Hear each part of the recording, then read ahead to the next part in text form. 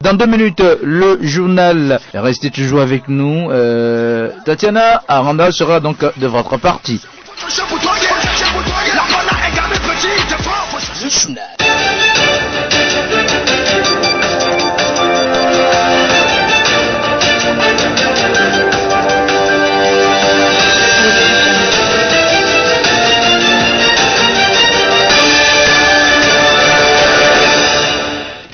Mesdames et messieurs, bonjour et bienvenue à ce journal. Tout de suite, les titres.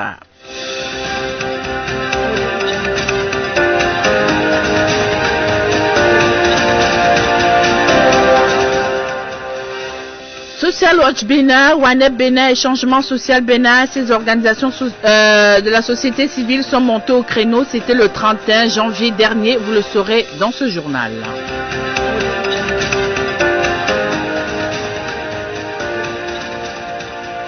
La deuxième journée des négociations syndicats-gouvernement ont eu lieu hier à l'Infosec de Cotonou. Vous aurez dans ce journal le secrétaire général du syndicat, de la Confédération des syndicats des travailleurs du Bénin, Kassa Mampo, qui va se prononcer.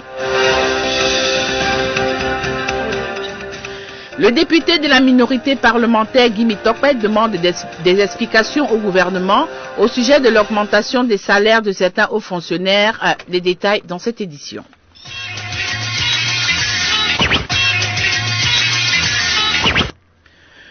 Voilà pour les titres. À nouveau, bonjour.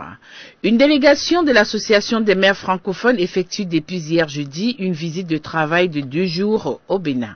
L'objectif de cette mission auprès de l'Association nationale des communes du Bénin est de renforcer les liens de coopération à travers une évaluation du projet d'appui aux associations nationales et locales des collectivités locales du Bénin. Pas de colle.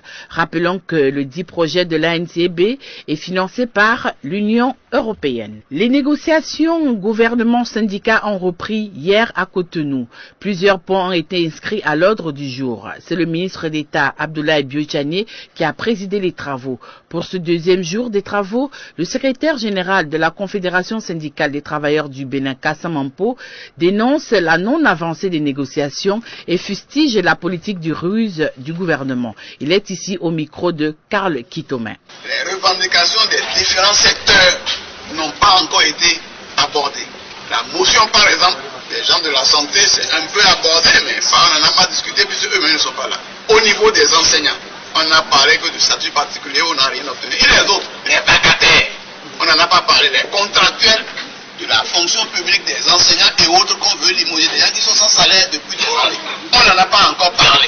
Pourtant, on veut clôturer la session le lundi et programmer des débats secteur par secteur. Donc, ça veut dire que rien n'avance. Rien n'avance. Et les gens ne viennent pas avec des solutions. Et nous avons dit au gouvernement que si au Bénin, jusqu'ici, les choses sont calmes, il n'y a pas trop de manifestations, c'est parce qu'on a confiance dans des responsables politiques qui les défendent. Mais lorsque la confiance sera perdue, lorsque les gens sauront que c'est la ruse et même la rage, ce sont les populations elles-mêmes qui trouveront des solutions. Précisons que les négociations se poursuivent secteur par secteur.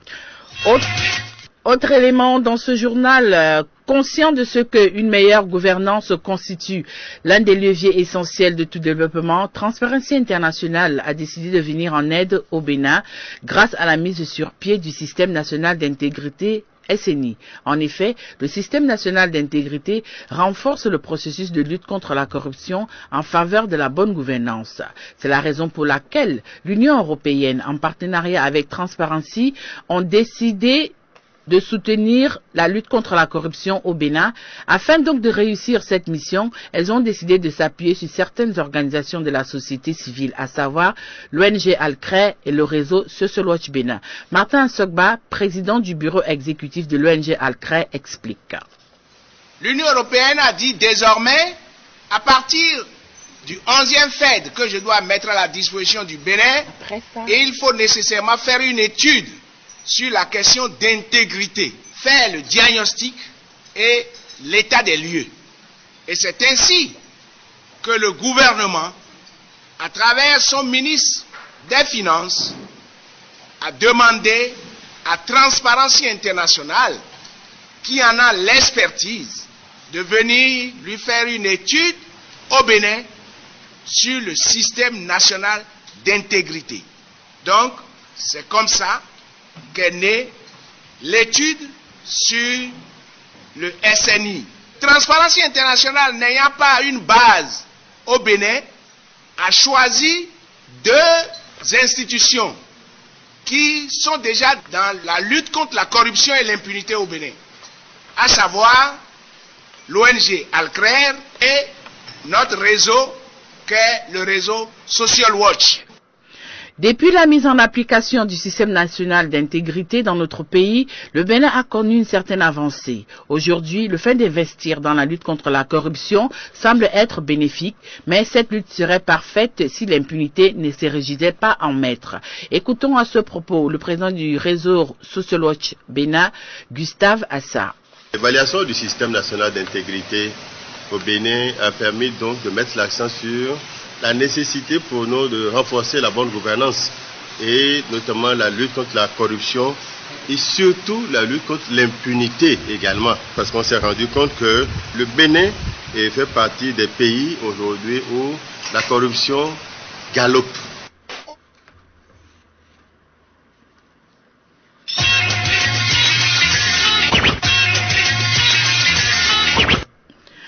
La rencontre de concertation entre le chef de l'État, Patrice Talon, et les partenaires sociaux, annulée le 23 janvier 2018, se tiendra cette fois-ci le mardi prochain, 6 février 2018. Le chef de l'État en personne va rencontrer les locataires de la Bourse du Travail. Plusieurs questions seront abordées, entre autres, la revendication et l'amélioration des conditions de vie et de travail des travailleurs. Les organisations de la société civile, Social Watch Bénin, WANEP et Changement Social Bénin se préoccupent de la situation socio-politique au Bénin. À cette occasion, elles sont montées au créneau le 31 janvier dernier. C'était lors d'un point de presse tenu à la maison de la société civile, ici même à Cotonou. Au cours de ce point de presse, plusieurs sujets ont été abordés. La gestion de la commande politique au Bénin, la décision de la Cour constitutionnelle, la démission du conseiller Dato de la Cour constitutionnelle. Concernant la gestion des commandes publiques, le coordinateur national du réseau Social Watch Bénin, Gustave Assa, a relevé, en dépit des avancées constatées, des insuffisances concernant la forte dépendance des marchés PPP de la présidence de la République. Au sujet de la décision de la Cour constitutionnelle sur la suppression du droit de grève, Gustave Assa a tout simplement invité les députés à se conformer à cette décision. Pour finir, ces organisations de la société civile appellent à la conscience individuelle et surtout collectif de tous les acteurs politiques et détenteurs du pouvoir de notre pays. Comme je vous le disais en titre, salaire politique sous la rupture. À ce propos, l'honorable Guy Mitokwe, député de la minorité parlementaire, demande des explications au gouvernement. C'est donc en application de l'article 110 du règlement intérieur de l'Assemblée nationale. Guy Mitokwe revient ici sur les raisons qui l'ont poussé à cette question d'actualité. Le décret a été signé le 13 décembre 2017 et ce décret faisait état de l'augmentation de la rémunération des directeurs généraux, des cabinets ministériels, leurs adjoints ainsi que les secrétaires généraux des ministères et leurs adjoints.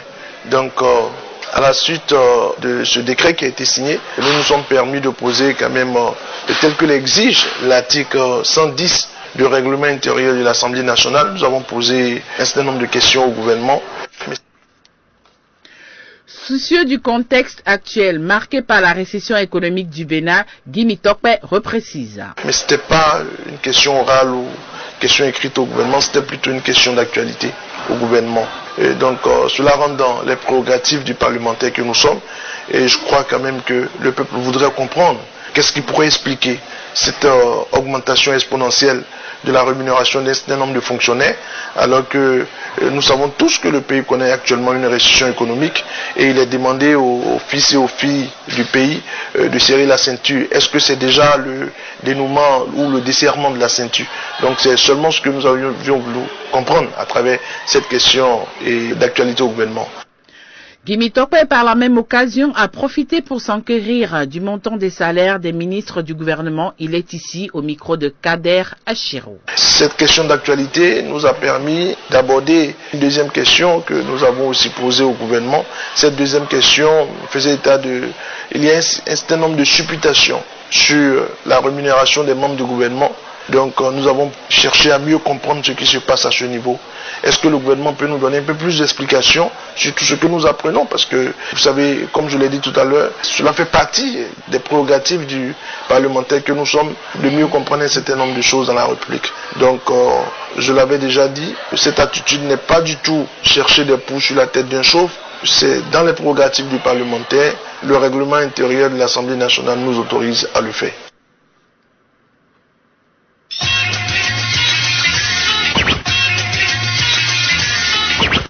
La page Afrique.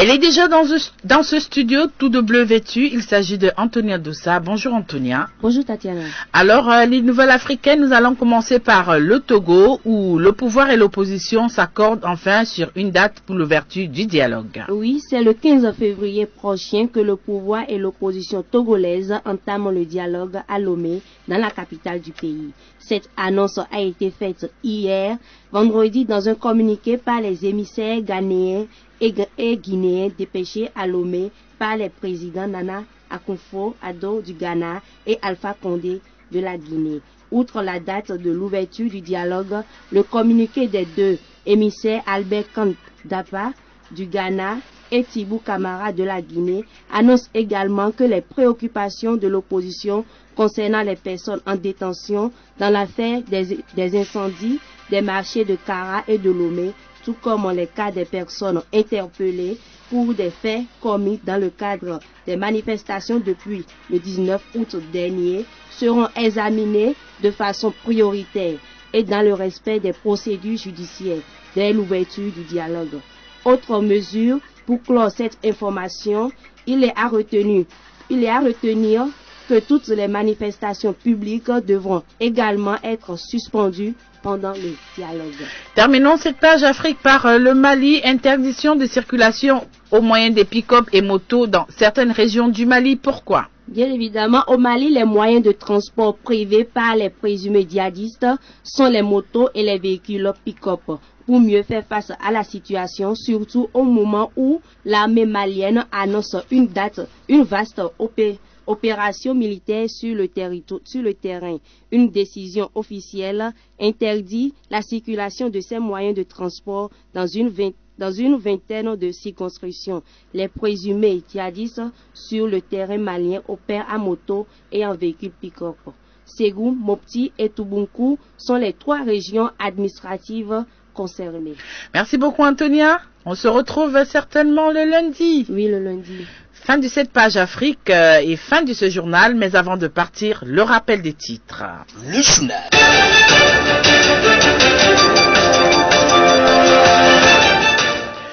Sociologue Bénin, WANEP et Changement Social du Bénin, ces organisations de la société civile sont montées au créneau le 31 janvier dernier. Vous avez eu les éléments à ce sujet dans ce journal. Deuxième jour des négociations gouvernement-syndicat, c'était hier à l'Infosec de Cotonou. Vous avez écouté à ce propos le secrétaire général de la CSCB dans ce journal.